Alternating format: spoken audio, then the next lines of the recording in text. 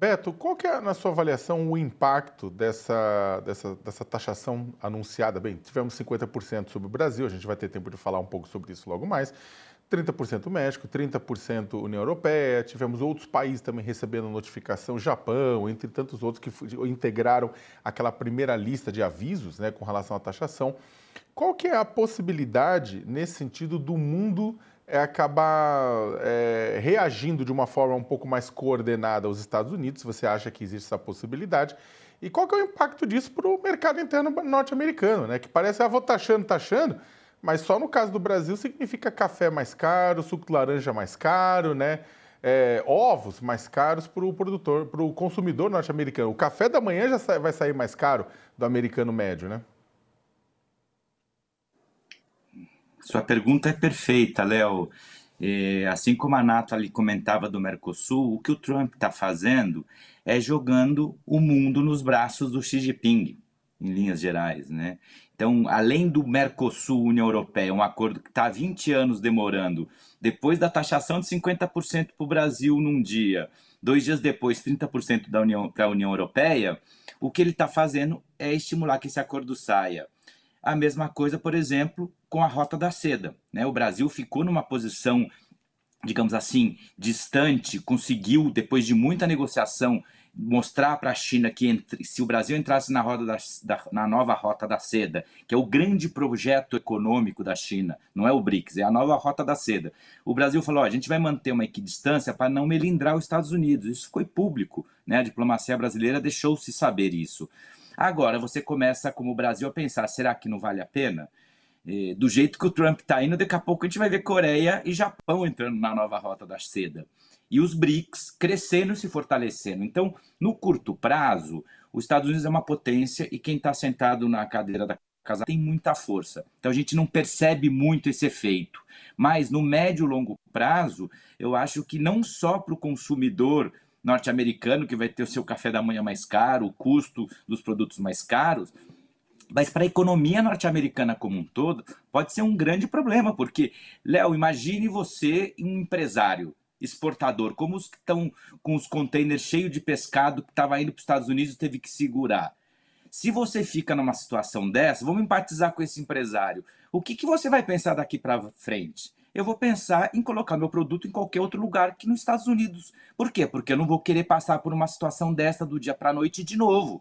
Então, eu acho que com isso que o Trump está fazendo, em vez de atrair empresas para o solo americano, o que ele vai fazer é jogar os outros países a negociarem entre si. Por isso que eu digo BRICS, Mercosul, União Europeia, Rota da Seda, esses arranjos econômicos alternativos vão crescer.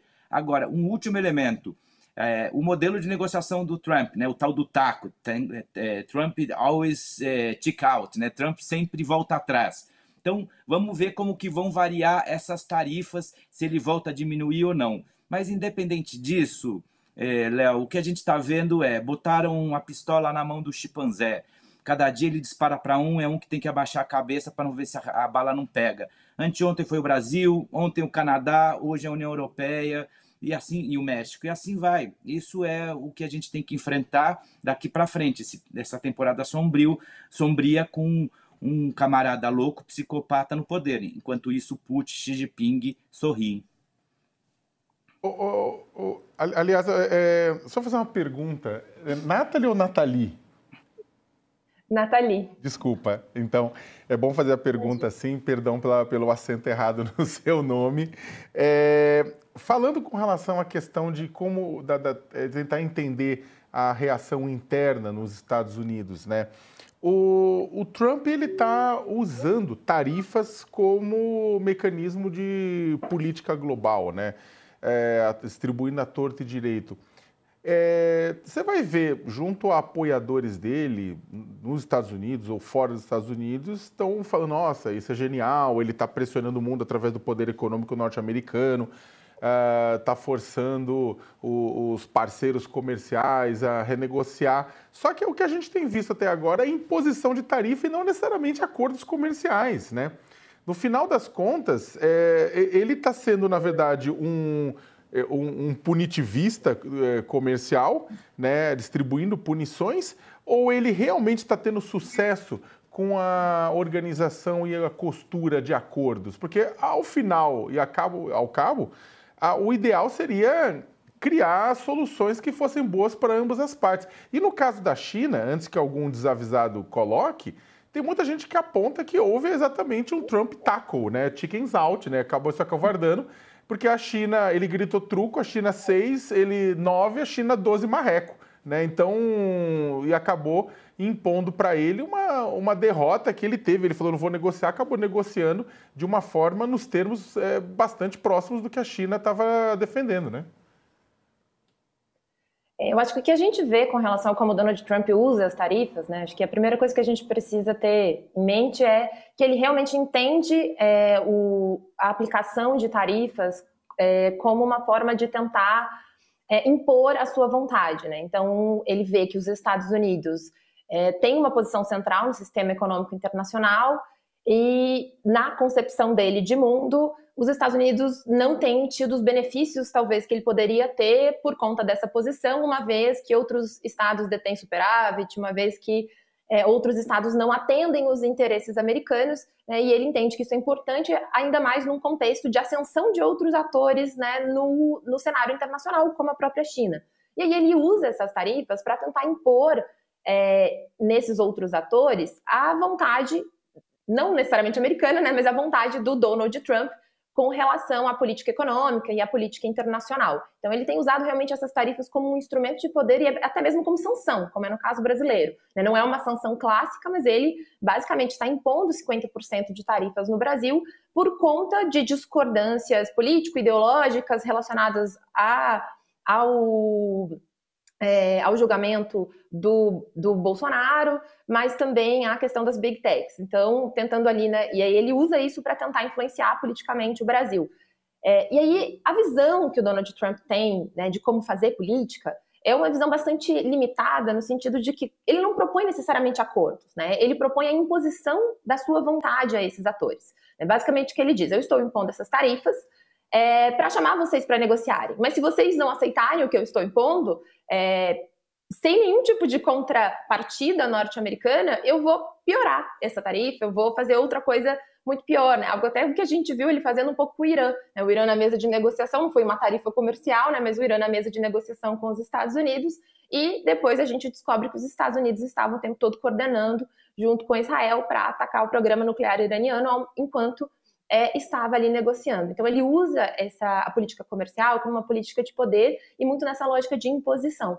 Isso faz com que, efetivamente, a gente não tenha tido até esse momento um resultado positivo para a política comercial que ele diz defender ou para a política econômica que ele diz defender.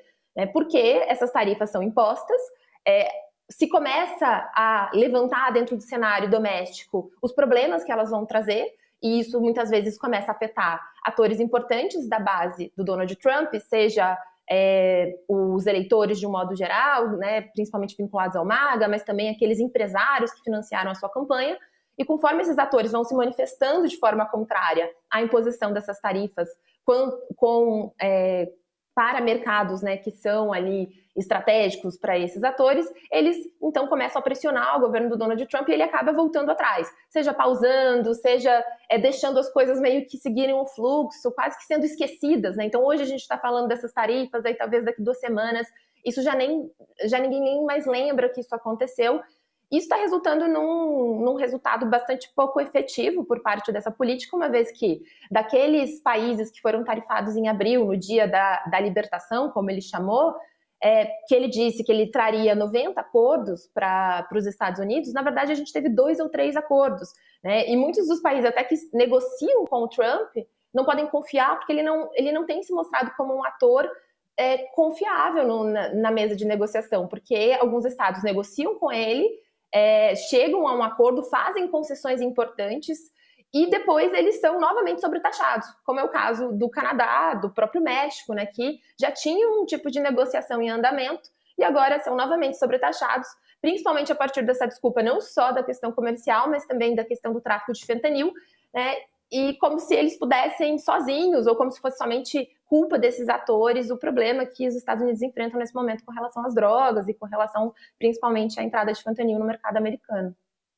Pegando o gancho que a Nathalie deixou, Beto, tem uma questão do comportamento interno dos Estados Unidos, né? Do público consumidor norte-americano, das indústrias, dos compradores nos Estados Unidos. Muito se falou na época do tarifaço, lá atrás, quando o Trump tipo, indicou tarifa para todo mundo, distribuiu todo mundo, que isso ia ter um peso na inflação norte-americana, uma vez que os produtos iam ficar mais caros para os consumidores, né? Os Estados Unidos não ia conseguir pressionar por substituição de importações para determinados setores, nem no curto prazo e talvez nem no médio e longo prazo. Como é que isso deve se traduzir? Até agora os Estados Unidos não teve um pico inflacionário, né? Até se discute questão de redução de juros no Federal Reserve e tudo isso mais. Como é que, na verdade, qual que é o risco agora, nessa etapa de que o Trump está firmando tarifas mais altas que atingem a população? Qual que é o risco para o próprio governo Trump? Ele tem eleições de meio de governo para o parlamento no ano que vem, mas no curto prazo pode aumentar a percepção de que o governo não sabe o que está fazendo, ou ele tem um grupo de apoiadores tão forte que vai seguir com a sociedade polarizada até o final? Boa pergunta, Léo. Eu imagino que daqui, olhando para as eleições de meio de mandato que você comenta, é possível que os primeiros reflexos negativos na economia popular norte-americana sejam observados. Mas no curtíssimo prazo, os Estados Unidos são um transatlântico. Então, você ter um reflexo imediato na inflação, na capacidade de compra da população, é mais difícil. A gente, obviamente, que viu alguns reflexos quando o Trump fez as primeiras alíquotas, a gente viu como o empresariado foi desesperado falar com ele e enquadrou o Trump. Falou, meu amigo, por aqui não. Por quê? Porque eu acho que o reflexo imediato, onde a gente vê mais rapidamente, digamos assim, no órgão mais sensível do corpo econômico norte-americano, que é o financeiro. Então a gente vê os títulos da dívida norte-americana piorando nos rates internacionais de avaliação do título do Tesouro norte-americano, o que é uma surpresa, né? Aquele que era considerado sempre o título mais seguro. O que o Trump tem feito é tirar a credibilidade dos títulos da dívida pública norte-americana. A gente vê esses títulos sendo vendidos, a gente viu como a China começou a vender, já vem vendendo nos últimos anos e nos últimos meses vendeu fortemente as suas reservas de títulos do Tesouro norte-americano, ou seja, o papel moeda, o papel reserva dos Estados Unidos, o papel da dívida pública norte-americana começa a virar para muitos um ativo meio podre. As pessoas começam a torcer o nariz, perde aquela credibilidade histórica que tinha como, né, uma reserva, uma garantia segura. Então, eu acho que o primeiro efeito começa por aí. E isso você começa a ver, sim, alguns efeitos no mercado financeiro que preocupam as grandes empresas. Até essa conta chegar no consumidor lá na ponta, demora. E, em paralelo, o Trump também não é bobo. Então, ele tem algumas políticas com essas arrecadações extras de tarifa, com a lei dele, populista dele, ele vai conseguir segurar, pelo menos num curtíssimo prazo, os efeitos mais deletérios. Isso tende a estourar um pouco mais adiante. Vai chegar às eleições de meio de mandato já com esses efeitos em cima do prato e da mesa da população? Está por ver-se. Obviamente que alguns efeitos sociais se verão. Ele acabou com um programa médico popular, o Medicaid nos Estados Unidos. Isso vai impactar a vida das pessoas, as questões ambientais que ele estava recuando. E existem outros programas onde a população vai começar a sentir um efeito mais imediato. Mas no econômico, na inflação, no custo de vida das pessoas no dia a dia, eu acho que ainda o Trump tem um respiro. No curto prazo, no médio prazo está por ver-se, espero que antes das eleições de meio de mandato, que eu acho que quando os democratas poderiam ter uma oportunidade de diminuir esse poder quase absoluto que o Trump conseguiu nas últimas eleições, para poder botar um pouco de freio contrapeso, botar um pouco de bom senso na política econômica do Trump, porque senão o planeta vai continuar pagando e sofrendo esses arroubos, né, autoritários do Trump e sofremos todos nós.